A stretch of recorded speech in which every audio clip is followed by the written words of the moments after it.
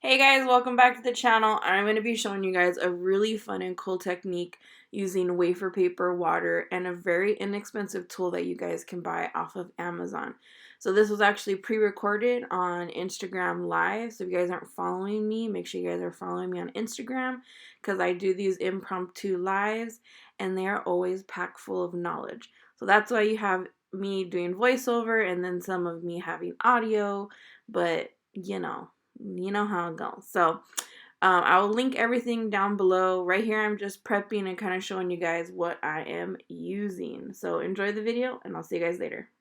That was quick. I'm back.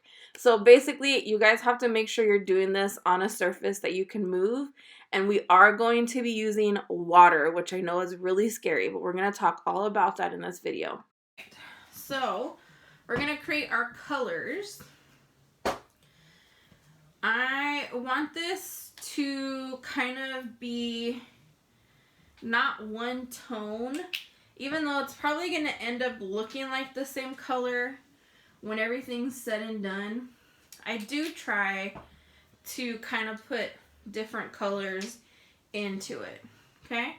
And everybody does this a little different. So I have 1 drop of our darker green, leaf green. I have 1 drop, or like a drop and a half of our electric green, and 2 drops of our electric yellow. Okay? I'm going to take water, okay? Just water. No alcohol, just water, guys. And yes, we're going to be using just water on wafer paper, and I know that's going to freak a lot of you guys out. I know it is. Don't worry. You know I'm the wafer paper queen. I got you guys, okay? I got you. So, we're going to take a little bit of this. We're not really trying to mix up the colors in here. We're just trying to kind of get them blendy.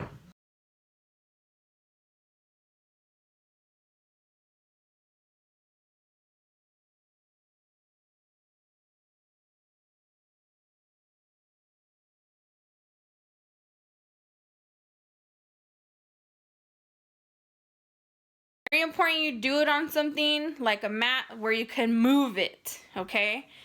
So a mat, a cutting board, whatever.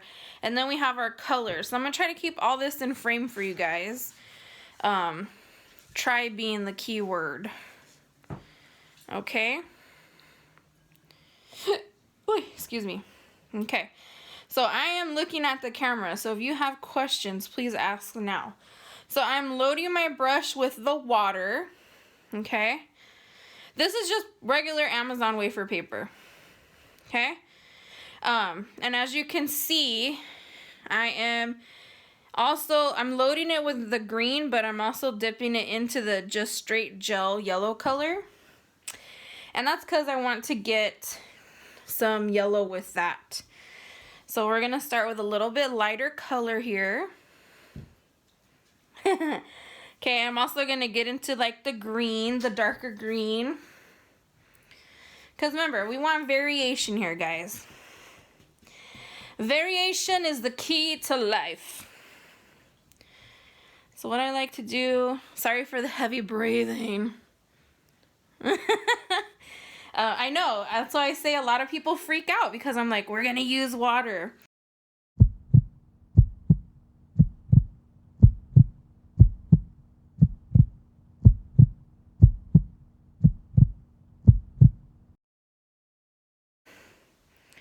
Okay.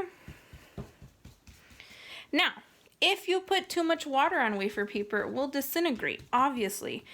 If you guys have seen my very, very popular and very, very, snazzy, everybody uses it tutorial on my wafer paper technique, you will know that I use water to create a wood effect using wafer paper. Okay.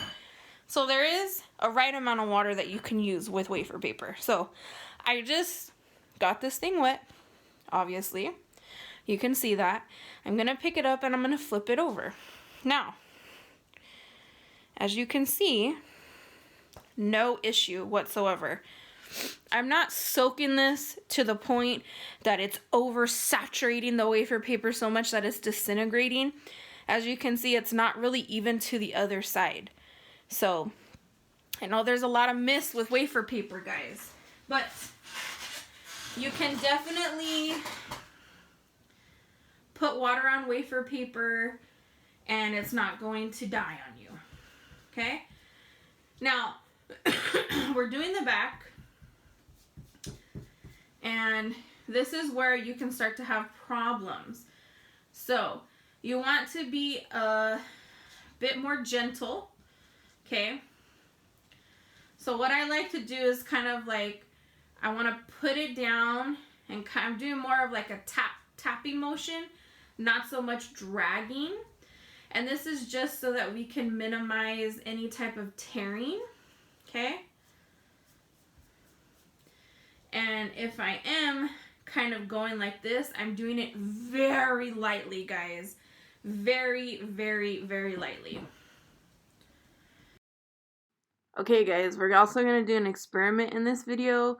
One with this cool new snazzy fast way, and then one where we're just going to leave the paper out overnight. And we're going to show that at the end of the video. So, our secret weapon is like a $10 tool that you can buy on Amazon. And it is a hot air gun.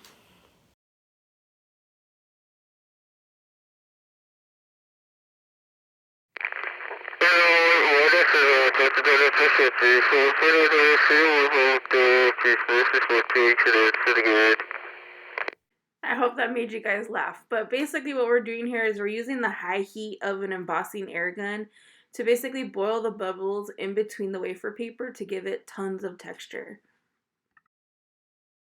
Okay, so if I go like this, obviously it's going to automatically break. So if you were doing like a hamburger cake, you could go like that, and then you have your pieces of lettuce, okay?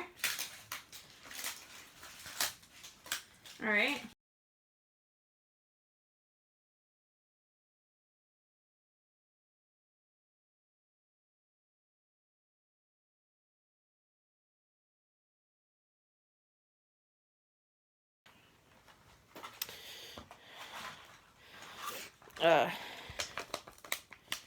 If you watch the live, you'll know that the other one was really crunchy.